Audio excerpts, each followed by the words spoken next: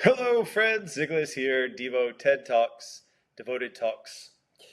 Taking ancient wisdom and a lot of intuition and sitting and recording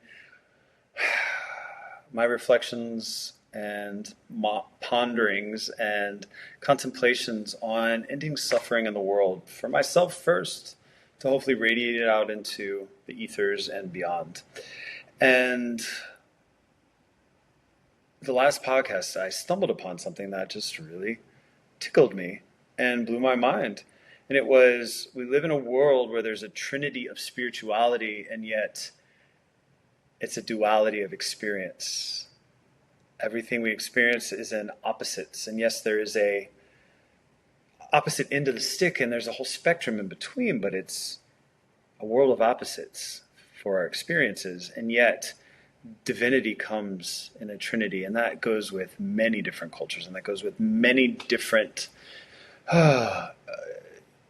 philosophical interpretations or channelings of what life is, right? The rishis of India pulling out the, three mahagunas, right? The three great gunas, rajas, tamas, and sattva, the Holy Trinity, the Father, the Son, and the Holy Ghost, right? Mind, body, spirit. There's so many things that are triumvirate in their positioning, but they're always relating to spirituality and enlightenment and elevation. And yet our day-to-day experiences are, is that hot? Is that cold? Is that sticky? Is that dry? Is it rough? Right? Is it, dense, or is it subtle?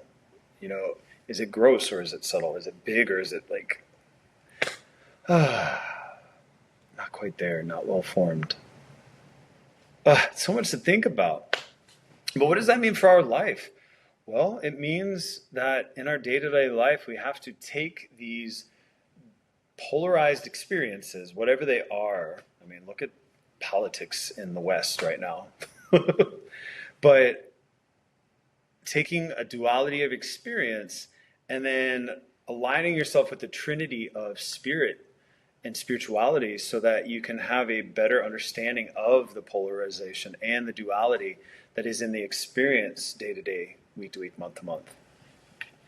And I don't know, I told you, I'm contemplating here, and I'm pondering and meandering through thoughts and feelings and, a message and download that's coming through. And what I see and what I feel and what I hear is truly that I don't know the answer to end the suffering, but our suffering is coming from trying to make something that is dual, non-dual, and taking something that is of a trinity and either making it into a duality or trying to make it something other than a trinity. And so what do we do with that? That's a great question. First, I would say, get right with yourself. Treat yourself well. You're not mean to yourself. You're not harsh to yourself. You're not putting expectations on yourself that are not realistic or that are not covered in grace, right? Treating yourself the way you wanted to be loved as a child. And maybe you were loved well as a child and you're coming to this from a perspective of just trying to understand. And so remembering how your parents loved you and remembering to always apply that to yourself, regardless of how quickly you are able to get into a space of understanding this stuff. So grace and a lot of patience with self. 2, being able to breathe well and using your relationship to your breath, the way you experience it, to let you know what's happening within your body, but also using it with, a cleverness to create the states that you're looking for. So pranayama specifically, each bodily and mental state has a breath associated with it. And if you repeat that breath, then you can create that state, or at least get yourself closer to that state. 3,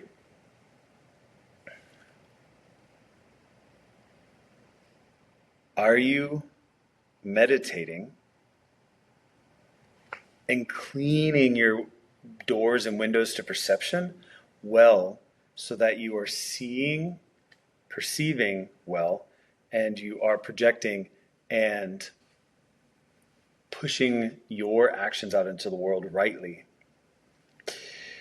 That's really what yoga is about, like cleaning the windows to perception so that we are seen and heard and interpreted clearly, and that we offer that same to others. And then lastly, that kind of ties all of those together is make sure your house is in order before you're trying to order somebody else's house.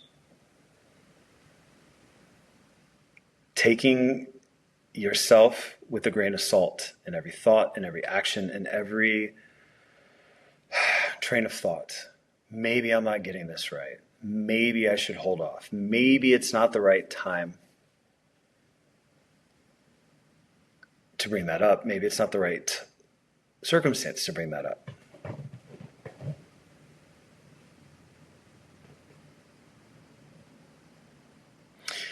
Someone gave an acronym, and I can't remember what it is, so I don't want to spoil it, and I don't have the time to look it up. And, it's just something to the effect of like, why am I even talking?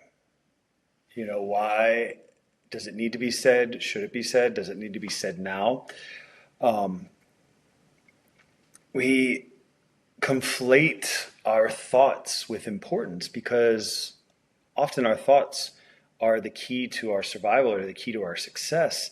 And yet they may not be strategically the best thing to do in that. And I'm not all about going into life strategically going with stuff, but I'm talking about from a strategy of conservation of your resources, conservation of your energy, conservation of your time, those resources, not financial. Although if you want to make sure that your finances are good before you do with others, more power to you. I do think the world might be a better place if we were able to better understand collaboration rather than capitalization. I think capitalism is good in its moderated state. In an unchecked state, things go sideways very quickly. And we may be experiencing and witnessing that in our current state of affairs in the world right now. But that's not what I'm here to talk about. Don't take yourself so seriously. Don't assume that you have the right answer, and don't assume that anybody else's answer is more or less right in the world, right? True humility. I said it with lots of different accents. That was kind of fun. Humility. True humility is not saying that you are less than what you really are and pushing away compliments. It is understanding that your beauty and what makes you so amazing doesn't make anybody else less amazing, and especially in whatever is their gift. And so you are special, but no more special than anybody else. And so what do you do with that knowledge? You go into the world and start to see the beauty, and you start to see what others are bringing to the table and what you really are bringing to the table. Because especially if you can allow yourself to see what other people are bringing to the table without judgment, maybe you'll find something else that you want to bring to the table or you want to integrate into your life. And you can make your life and others that much better for the doing of it. So my friends, we are living in a dualistic world as spiritual beings, and yet spirituality is contained within a triumvirate, a triangle, a trinity, a unity, a trinity. And so they are hard to square with each other. And that's why there's a lot of challenge in the world. So don't fret. Don't Suffer more than you have to, and don't feel like it's hopeless, friends. Not that you do. But if you can really start to understand what I'm saying, you might be able to shift your perspective enough that you can see things more clearly. I can see clearly now, the rain is gone. It's going to be a bright, bright, shining day. I turned the camera for those who are on YouTube. All right, my friends, be well, be free. This is Nicholas, DIVO. TED Talks.